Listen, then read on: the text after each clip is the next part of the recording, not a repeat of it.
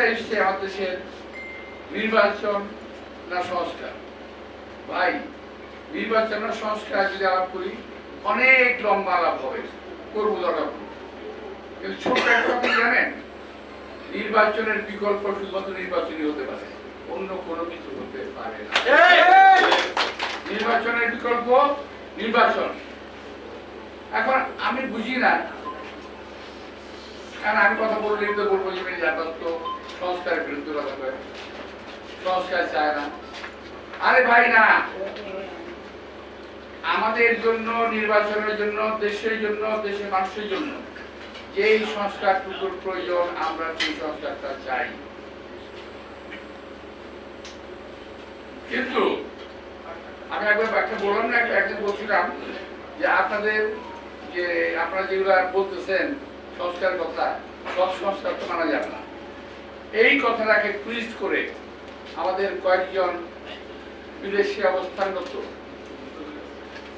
তথাকথিত সাংবাদিক টুইস্ট করে এমন ভাবে বললো বিএনপি সংস্কার চায় না, মির্জা আব্বাস সংস্কার চায় না।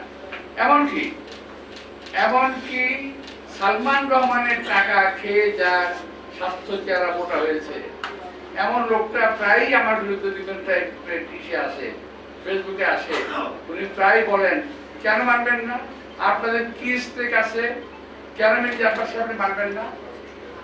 আরে ভাই, তোমার যেমন বিদেশে পাড়ায় থেকে কথা বলার অধিকার আছে, আর আমার কি দেশে থেকে কথা বলার অধিকার নাই?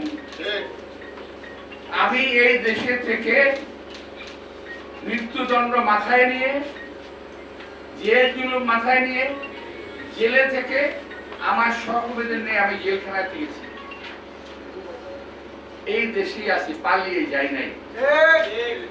আপনারা তো পালায় গিয়ে লম্বা লম্বা কথা বলতেছেন, আপনারা তো জীবনে কোনদিন দেশে আসবেন না।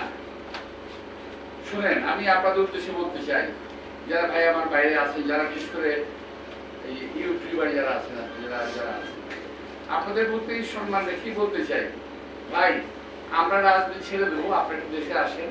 আপনাদের অনেক জ্ঞান, আপনাদের অনেক বুদ্ধি, আপনাদের জ্ঞান বুদ্ধি আমাদের অনেক প্রয়োজন। আপনারা দয়া করে দেশে আসেন, বুদ্ধি দেন, কথা বলেন, কাজ করেন, মেনে নেব। আমরা রাজনীতি করবো না, আপনারা আসেন না, দেশে আসবেন না, আবার টিটকের বেলায় কথা বলবেন, সমালোচনা করবেন, জাত গোষ্ঠী উদ্ধার করবেন, এটা কেমন কথা বলবেন ভাই? মিথ্যা কথা বলবেন, অপপ্রচার করবেন, অপকথা বলবেন, কথা বলবেন, কুকথা বলবেন, একটা মানসিক চরিত্র হনন করবেন, এগুলো কি? এগুলো কোনো গঠনমূলক কাজ না। আপনারা দেশে বাইরে থেকে অনেক কিছু করতেছেন, করেন, ভালো, অনেক ভালো, আমাদেরকে অনেক ভালো লাগে। কিন্তু দেশের বাইরে থেকে এই দেশের রাজনীতিবিদদের চরিত্র হনন করার কোন অধিকার আপনাদেরকে দেওয়া হয় নাই। আপনারা বসে বসে চরিত্র হনন করছেন, মিথ্যা কথা বলছেন। আমি একটা কথা প্রসঙ্গে বলি, আমার ভাইরা যারা সামনে আছেন, আপনারা ফেসবুক চালান নাকি? জবাব দেন না কেন? জবাব নাকি ফেসবুকে কথা রাখে, জবাব দিয়ে নিয়ে নেবেন, সোজা হয়ে যাবে। জবাব দেবেন, এগুলো যদি জবাব দিয়ে দেবেন যা আপনারা জানেন সত্যিকার কথা। ওরা তো টাকা কামানোর জন্য এগুলো বলে, বলুক, আপনাদের টাকা কামানোর দরকার তো নাই, আপনি জবটা দিয়ে দেবেন, মানুষজন জানবে। তো প্রিয় ভাইরা, আজকে আমাদের দেশের যে বর্তমান অবস্থাটা, নির্বাচন, সংস্কার, আমরা সংস্কারও চাই, আমরা নির্বাচনও চাই। কোন সংস্কারটা চাই? যেটা দেশের মানুষের জন্য প্রয়োজন, অপ্রয়োজনীয় সংস্কার যেটা আরো বিপদ ডেকে আনবে, এমন সংস্কার আমাদের প্রয়োজন নাই, যেটা বিপদ ডেকে আনবে। এখন একটা জিনিস, এখন তো সরকার চলতেছে, একটা সরকার আছে ভালোই, আমরা কথা বলি তো আবার কত কথা হবে, কিন্তু আমি তো কথার মুখ সমান দিতে পারি না ভাই। আমরা খেয়াল করলাম, এক ভাই বললো আমাদের যে ন্যাশনাল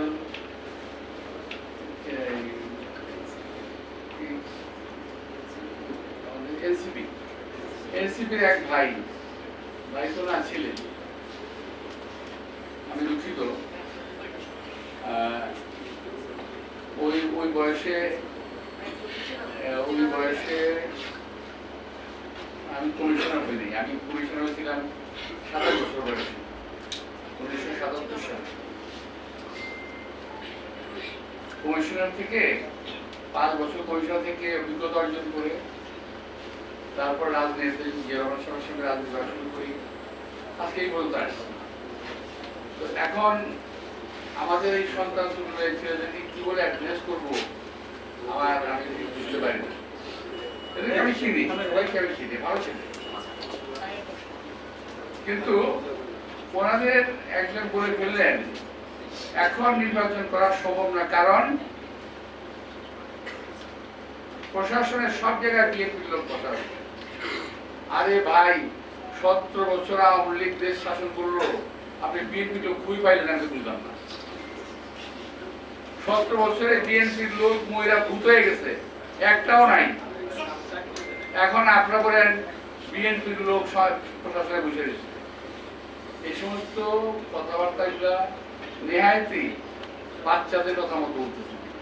বাচ্চা যেমন কথা বলে, আমি খাবো না, কেন খাবো না, খাবো না, আমি নির্বাচনে যাবো না, কেন যাবো না, যাবো না, বিএনপি বসে রয়েছে। আর ভাই, বিএনপি কোথাও নাই। যদি এই দেশকে আপনারা বাঁচাতে চান, আপনারা দাবি করেন যে আপনারাই এই দেশকে মুক্ত করেছেন, সে প্রসঙ্গে আমি পরে আসবো। তা যদি হয়, আরেকবার দেশটাকে মুক্ত করেন না। দেশের প্রশাসনের বিভিন্ন প্রতিষ্ঠানের সচিবালয়ের ভিতরে এই দেশে যে শত্রুগুলো বসে আছে, আওয়ামী লীগের দালালরা বসে আছে, তাদেরকে কেন আপনারা বের করেন না? আমি যদি বলি যে তাদের কাছে আপনারা অবৈধ সুবিধা পাচ্ছেন, এই কারণে বলেন না? আমরা তো অনেক কথা বলেছি, আমরা তো অনেক কথা বলি যে এই আওয়ামী দোসর, আওয়ামী দালাল যারা পুলিশে আছে, যারা বিভিন্ন প্রতিষ্ঠানে আছে, যারা সচিবালয়ের ভিতরে আছে, যারা প্রশাসনে আছে, তাদের সবাইকে চিহ্নিত করে সাজার আওতায় আনতে হবে। কারণ তারা 17 বছর আওয়ামী লীগকে সাহায্য করেছে ক্ষমতা থাকার জন্য। এরা কেউ বিচারের বাইরে যেতে পারবে না। আর একটা কথা, ইদানিং একটা গ্রুপ চালু করছে, খুব চালু। আমি যারা নাকি ফেসবুক আপনারা দেখেন এবং কাজ করেন, তাদের বলছি যে এখানে প্রতিবাদ করবেন। তারা বলার চেষ্টা করছে কি জানেন, বিএনপি আওয়ামী লীগকে পুনর্বাসিত করার চেষ্টা করতেছে। আরে ভাই, কি কমু, আমার আর ভালো লাগে না। আরে ভাই, 17টা বছর এদের যন্ত্রণায় পাগল হয়ে গেছি, পরিবার পরিজন সহ অশান্তিতে ভুগেছি, অসুস্থ হয়ে পড়েছি, অকালে বৃদ্ধ হয়ে গেছি, অনেক পরিবার ধ্বংস হয়ে গেছে বিএনপির এই আওয়ামী লীগের অত্যাচারে। বরং আমি বলতে চাই, আওয়ামী লীগকে যারা দেশে পুনর্বাসিত করার চেষ্টা করবে, তাদের বিরুদ্ধে আমাদের সংগ্রাম অব্যাহত থাকবে।